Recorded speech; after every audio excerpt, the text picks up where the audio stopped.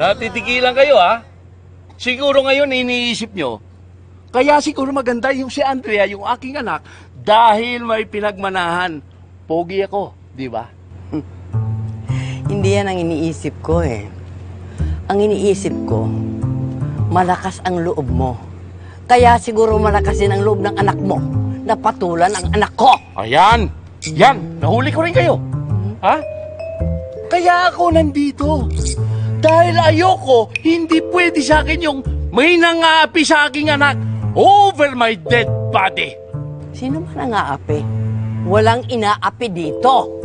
Hindi kayo nangaapi? Hindi. Huwag kayo sinungaling. Tatanda yung mukha nyo na. At anong masama sa matanda? Ikaw ba hindi tatanda? Ah, ito? Matanda yung mukha nito? Hanggang ngayon maraming nauhumaling sa kapugihang ito. Oh, siguro, baliw na katulad mo rin. Relax. Relax. Take it easy. Watch a movie. Huwag masyadong tensyonada. Eto lang yan eh. Eto, deal. Hindi na muli akong susugod dito at hindi ko na rin kayo tatawaging matanda kung mangangako kayo sa akin na hindi nyo na apihin ang aking anak. Hindi ako mangangako kahit kanino. Ay, Hindi. hindi ako aalis. Huwag kang umalis. Mangako ka muna. Hindi nga ako mangangako. Nestor, tumawag ka ng polis. Dali. Yes, madam.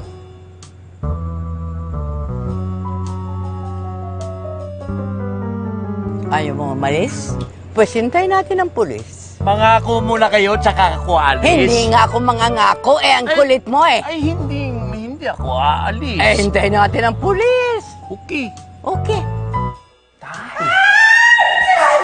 Sir! Uy, ano nangyari sa'yo? Ito pa, oh. Oo, dahan Si Madam Felisa po, may kaaway. Sino? Hindi ko nga ako kilala eh, pero parang galit na galit si mama niyo. Sino yun?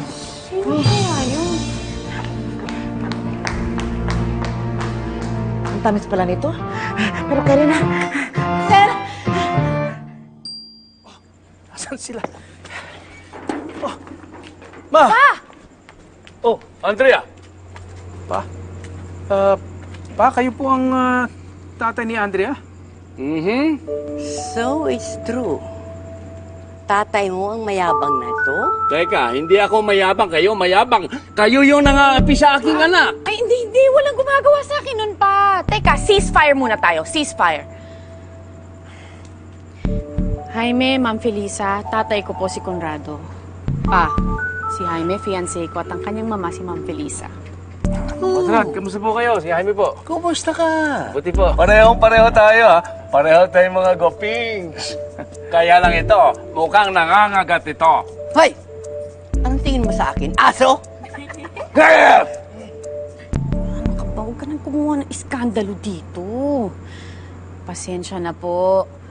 Kakausapin ko na lang po si Papa. Mabuti pa, umalis na kayo at baka abutan pa kayo ng pulis. Papakulong kita. Ma, hindi na ho kailangan magpapulis. Naayos naman ho ito. Sige po, alis na po kami. Pasensya na po ulit. Jaime, sorry. Nahiya ako sa inyo sobra. Okay lang. Okay lang. Sorry. Sorry talaga. Okay lang. Halika na ba? Halika na.